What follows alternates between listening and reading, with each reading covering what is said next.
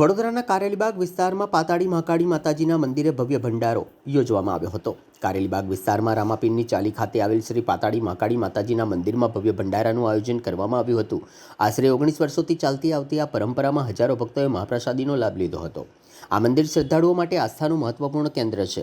વર્ષ 2007 દરમિયાન બ્રિજના ખોદકામ સમયે માતાજીની મૂર્તિ પ્રગટ થતાં અહીં મંદિરની સ્થાપના કરવામાં આવી હતી। ત્યારથી દર વર્ષે ભક્તિભાવપૂર્વક ભંડારાનું સુંદર આયોજન કરવામાં આવે છે। આ વર્ષે મંદિરનું નવીનીકરણ પૂર્ણ થતાં વિશેષ ભવ્ય ભંડારો યોજાયો હતો।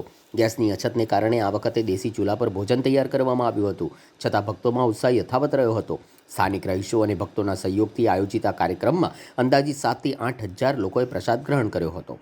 રામાપીરની ચાલી વિસ્તારના રહીશો અને દાતાઓના સહકારથી દર વર્ષે આ પવિત્ર પરંપરા નિભાવવામાં આવે છે। મહાકાળી આ અમારું જય શ્રી પાતાળી મહાકાળી માતાનું મંદિર લગભગ 19 વર્ષ એટલે 2007માં મૂર્તિનું આ બ્રિજના ખોદાણ વખતે બહાર નીકળ્યા હતા અને એનું મંદિર બનાવ્યું હતું જૂનું। આ વર્ષે રિનોવેશન કરીને અમે નવું મંદિર બનાવ્યું છે અને આ ભંડારો લગભગ 19 વર્ષથી જ અમારે નિરંતર ચાલે છે।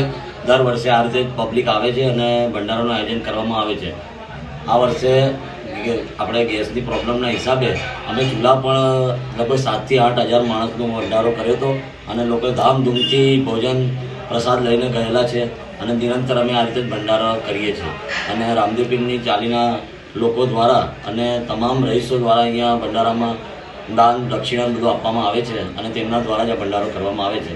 જય મહાકાળી। અમે આ દર ચૈત્ર મહિનામાં ભંડારો કરીએ છીએ કે રામાપીરની ચાલી હાથીકાના કોટ પછી તુલસીવાડી રોડ દર ચૈત્ર મહિનામાં ભંડારો કરીએ છીએ અમે। તો કે આ વખત ભંડારો કર્યો 7,000 થી 8,000 પબ્લિકે ભાગ લીધેલો છે આમાં। કે આ મૂર્તિ છે કે 84 ફૂટ 2007ની તો 84 ફૂટ ઊંડા બ્રિજનો પાયા ખોદવાથી નીકળેલી હતી। 19 વર્ષ થયા 2007થી છે। કેટલા લોકોએ ભાગ લીધો? કમ તો 7,000 થી 8,000 માણસે ભાગ લીધો। આજ અત્યારે ગેસનો બોટ નહીં હોવાથી અમે આ વખત ગેસ લાકડા પર ચૂલા પર અમે જમવાનું બનાવ્યું। 7 થી 8,000 માણસનું ચૂલા પર શાક બનાવ્યું। નહીં હોવાથી અમે આ વખત ગેસ લાકડા પર ચૂલા પર અમે જમવાનું બનાવ્યું। 7 થી 8,000 માણસનું ચૂલા પર શાક બનાવ્યું।